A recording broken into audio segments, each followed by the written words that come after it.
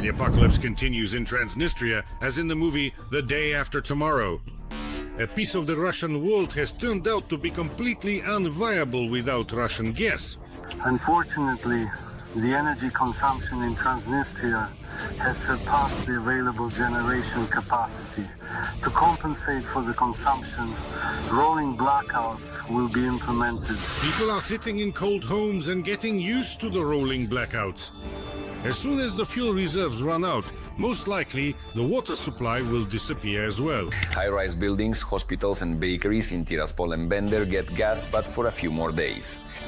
In the south, 17 days left. In the north, 7 days. The Dniester power plant has coal for 47 days, then no power. The Russian occupation authorities in Transnistria have literally been left in a stupor. They sadly sniff the empty gas pipeline and wail that Moscow will help them. Russia doesn't abandon its own. Sure. Paradox. The authorities of Transnistria consider themselves part of the Russian world, but they don't know the main feature of the Russian world, that there, a human life is worth less than the paper on which a Russian passport is printed.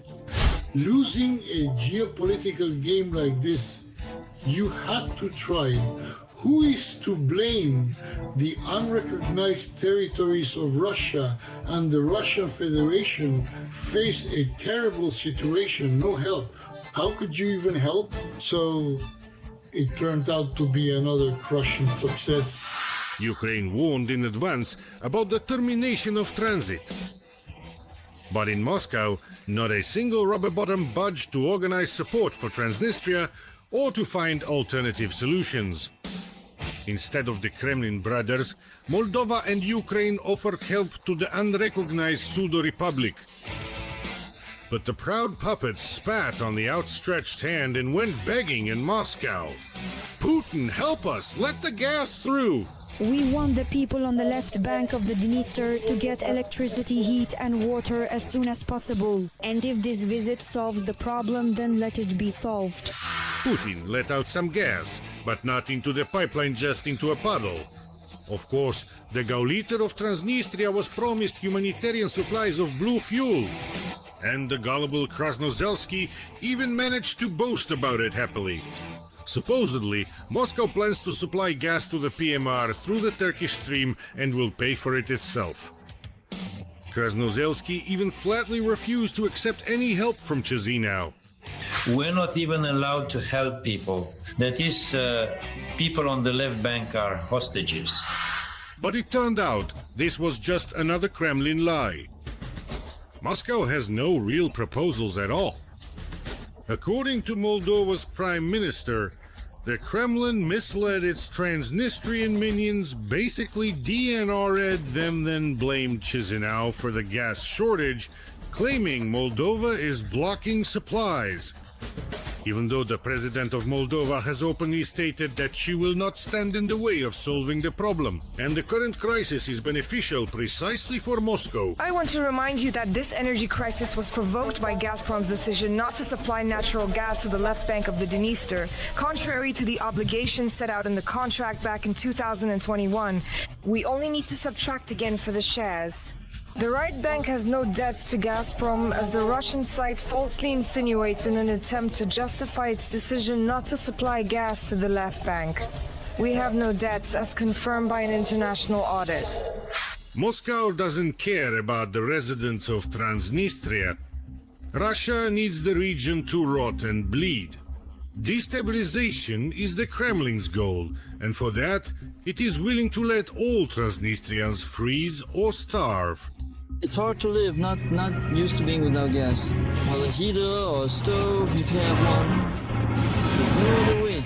Of course, I wish we had gas. Do you have a stove? Yes. Is your firewood ready? There's a little, but we need to buy more stock up. It's cold.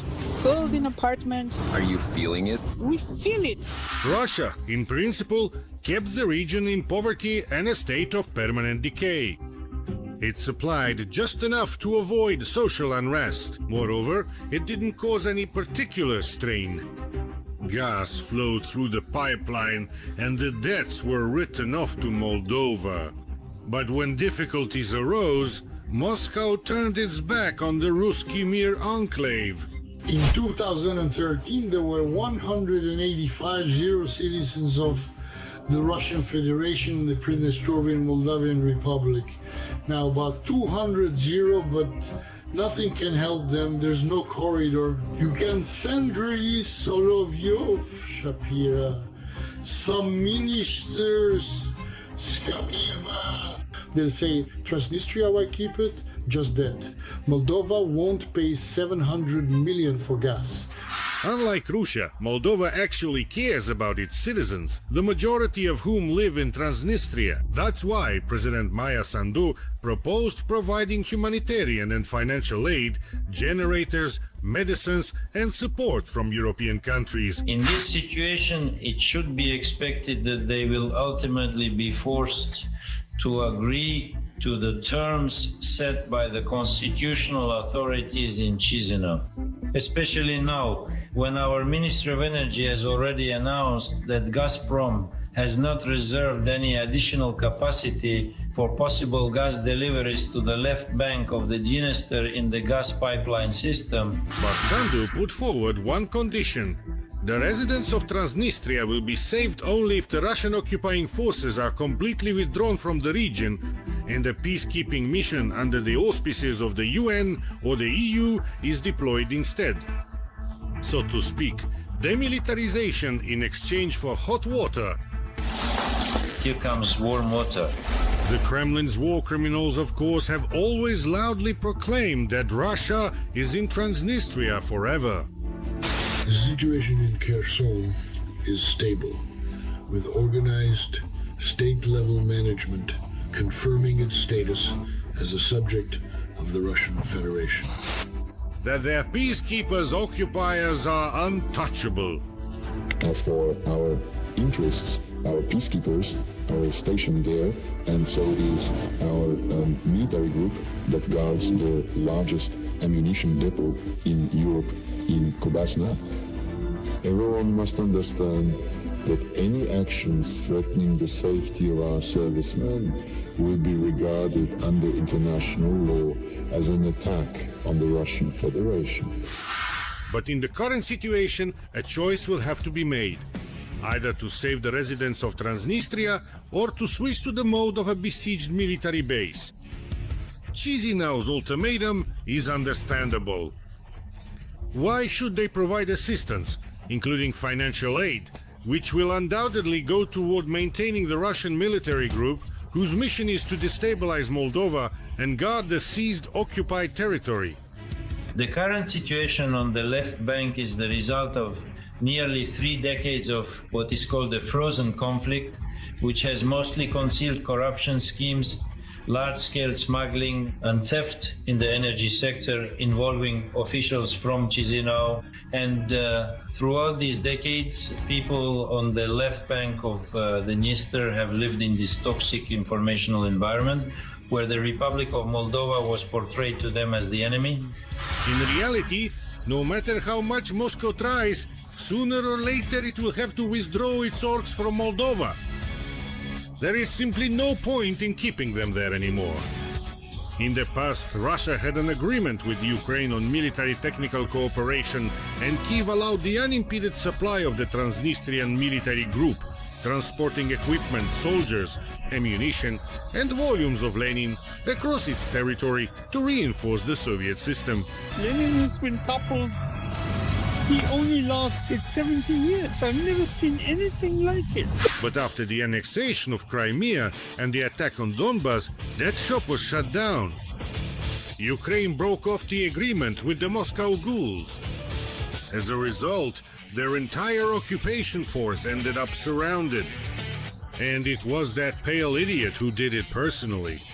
EU foreign ministers shocked by the Russian film about Crimea, especially President Putin's statement on the annexation before referendum. You know what our advantage was?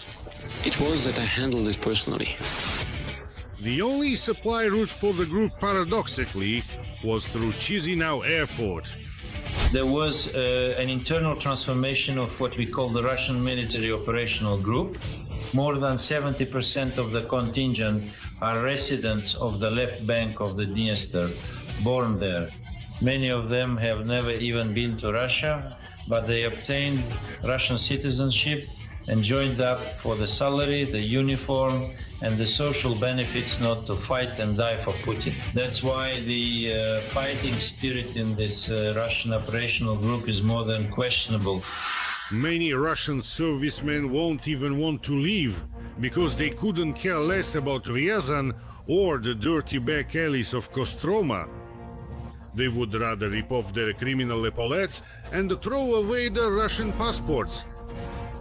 And that would truly be a real act to protect the well-being of the people of Transnistria. The international community has experienced demilitarizing regions. Recall the Dayton Accords of 1996 and Bosnia and Herzegovina. We need peace in Ukraine and international partnership. In this situation, I am confident we can ensure the peaceful dismantling of these structures. And those diehards who want to remain in the Russian world can go to the swamps, where they will be gladly received, polished up with a stun gun, and then sent off to a meat assault in Donbass. Because a true adherent of the Russian world is someone who endures tortures by commanders and, without asking questions, dies for Putin. They don't deliver food, medicine, or water. There is no evacuation of the wounded. Some wounded were finished off by their own people by order. There is a shortage of personnel, so brigade command returns wounded to combat. Moscow is the main enemy for the residents of Transnistria. The regime that it has established there is criminal and anti-people. This regime is repressive and criminal. No opposition can exist on the left bank. On the left bank, opposition members are either in prison or they are killed. In other words, there are examples to follow from Putin's regime. The left bank must return home, to a place where people care about them, where they are always ready to help. But wherever the Russian flag and Russian boots stand, there is always devastation, decay and cold. I feel sorry for the people of Transnistria. People are fleeing. It's hard. I would like to remind you that this video is created for entertainment purposes and contains elements of satire and irony. All facts and events are presented in a hyperbolized or exaggerated form to convey a comedic or dramatic effect. Our goal is not to mislead, but to highlight humor. Please take it with a smile.